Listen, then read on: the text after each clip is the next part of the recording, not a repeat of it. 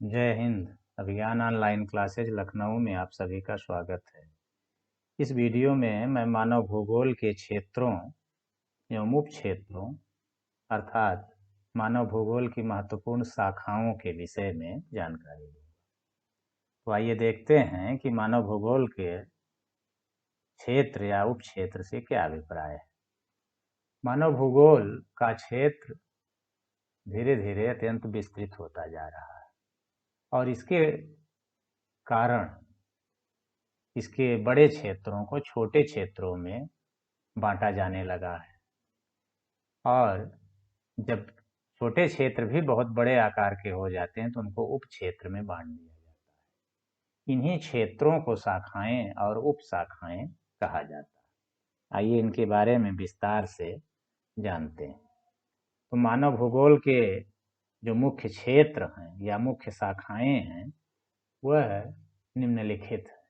Number 1 सामाजिक भूगोल, number 2 अधिवास भूगोल, नंबर 3 जनसंख्या भूगोल, नंबर 4 आर्थिक भूगोल और नंबर 5 राजनीतिक भूगोल।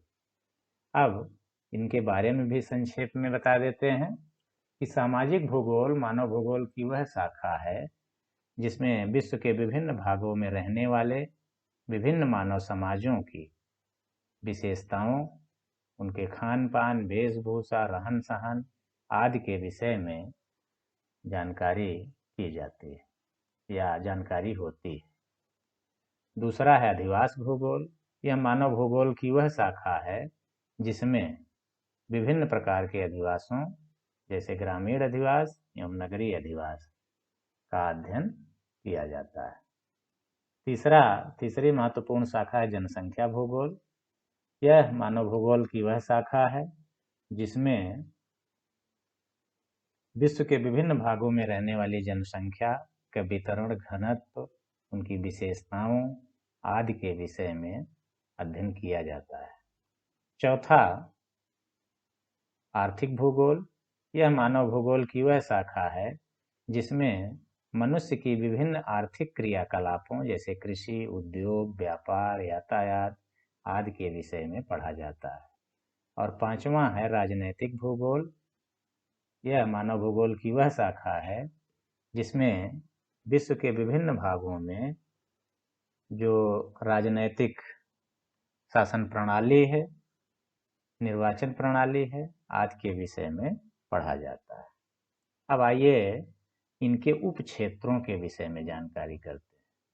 सबसे पहले सामाजिक भूगोल के उप क्षेत्र के विषय में आपको बताते हैं। सामाजिक भूगोल का जो उप क्षेत्र है या सामाजिक भूगोल शाखा की उप शाखाएं हैं वह अत्यंत विस्तृत है। इनमें से प्रमुख निम्नलिखित हैं। पहला सांस्कृतिक भूगोल, दूसरा नृजातीय भूगोल, तीसरा ऐतिहासिक भूगोल, चौथा चिकित्सा भूगोल, पांचवा सामाजिक कल्याण का भूगोल, छठवां आचरणवादी भूगोल और सातवां अवकाश का भूगोल। तो इन विभिन्न शाखाओं में जिस तरह से नाम से ही स्पष्ट है उन्हीं सामाजिक तत्वों का अध्ययन किया जाता है। जैसे सांस्कृतिक भूगोल में विभिन्न मानव समाज की संस्कृतियों के विषय में पढ़ा जाता है। इसी तरह नृजातीय भूगोल में विभिन्न प्रकार की प्रजातियों एवं जनजातियों के विषय में पढ़ा जाता है। तीसरा है ऐतिहासिक भूगोल। इसमें विभिन्न प्रकार की जो भौगोलिक घटनाएं हैं उनका ऐतिहासिक संदर्भ में अध्ययन किया जाता है। चौथा चिकित्सा भूगोल। विश्व के विभिन्न भागों में जो बीमारियां उत्पन्न होती हैं और बीमारियों से कैसे बचा जाता है इनके विषय में अध्ययन किया जाता है। छठा है सामाजिक भूगोल, सामाजिक कल्याण का भूगोल। इसमें समाज का कल्याण, अधिकतम कल्याण किस प्रकार से हो इन बातों का अध्ययन किया जाता है। अगला है आचरणवादी भूगोल। इसके अंतर्गत विभिन्न मानव समाजों के व्यवहार या आचरण के विषय में अध्ययन किया जाता है और यह इसलिए महत्वपूर्ण है क्योंकि इसी आचरण के आधार पर ही उनका अपने वातावरण से संबंध अलग हो जाता है अवकाश का भूगोल, इसके अंतर्गत विभिन्न प्रकार के जो क्षेत्र हैं और वो अन्य क्षेत्रों से किस प्रकार भिन्न हैं, इसका अध्ययन किया जाता है। अब अधिवास भूगोल के उप क्षेत्र या उप शाखाओं के विषय में देखते हैं। इसकी दो प्रधान शाखाएं हैं, ग्रामीण अधिवास भूगोल और नगरीय अधिवास भूगोल। ग्रामीण अधिवास भूगोल वह शाखा है जिसमें गांवों का अध्ययन किया जाता है, जिसमें कृषि करने वाले ज़्यादातर लोग रहते हैं। दूसरा नगरीय अधिवास भूगोल, जिसमें विश्व के नगरीय भागों या नगरीय अधिवासों का अध्ययन किया जाता है या नगरों का अध्ययन किया जाता है। अगले जो महत्वपूर्ण शाखा है वो जनसंख्या भूगोल है। इसकी दो मुख्य उप शाखाएं हैं। पहला है जनांकीय भूगोल, जिसमें विभिन्न प्रकार की जनांकीय विशेषताओं जैसे लिंगानुपात, ग्राम्य नगर अनुपात, व्यावसायिक संरचना आदि का अध्ययन किया जाता है। जबकि लिंग भूगोल में स्त्री और पुरुष के विषय में अध्ययन किया जाता है कि इनका विभिन्न आर्थिक गतिविधियों में कितना योगदान है। अगली जो मानव भूगोल की महत्वपूर्ण शाखा है वह आर्थिक भूगोल है। इसकी जो प्रमुख उप शाखाएं हैं वह हैं संसाधन भूगोल, कृषि भूगोल, औद्योगिक भूगोल, विपणन भूगोल, पर्यटन भूगोल और व्यापारिक भूगोल।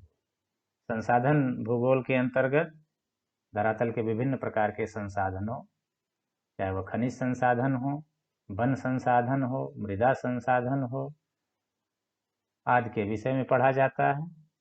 कृषि भूगोल आर्थिक भूगोल की वह शाखा है जिसमें विभिन्न प्रकार की कृषि पद्धतियों या कृषि फसलों के विषय में पढ़ा जाता है। औद्योगिक भूगोल में विभिन्न प्रकार के औद्योगिक क्रियाकलापों, उद्योग धंधों के विषय में पढ़ा जाता है। विपणन भूगोल, जिसमें विभिन्न प्रकार की जो विपणन प्रणालियां हैं उनके विषय में पढ़ा जाता है। पर्यटन भूगोल, इसमें विश्व के विभिन्न पर्यटन क्षेत्रों की विशेषताओं के विषय में पढ़ा जाता है। और व्यापारिक भूगोल, इसमें विभिन्न प्रकार की जो व्यापारिक गतिविधियां हैं, व्यापारिक समूह हैं, व्यापारिक क्रियाकलाप हैं, उनके विषय में अध्ययन किया जाता है। अगला है राजनीतिक भूगोल। यह मानव भूगोल की महत्वपूर्ण शाखा है। इसके दो उप क्षेत्र हैं, एक निर्वाचन भूगोल और दूसरा सैन्य भूगोल। निर्वाचन भूगोल में विभिन्न प्रकार की निर्वाचन पद्धतियों का अध्ययन किया जाता है, जबकि सैन्य भूगोल में विभिन्न प्रकार की सैन्य गतिविधियों और उनकी विशेषताओं का अध्ययन किया जाता है। तो इस वीडियो में हमने आपको मानव भूगोल और की प्रमुख शाखाओं या क्षेत्रों और उसकी उप शाखाओं या उप क्षेत्रों के विषय में जानकारी दी। आशा है कि यह वीडियो आपको पसंद आया होगा। धन्यवाद।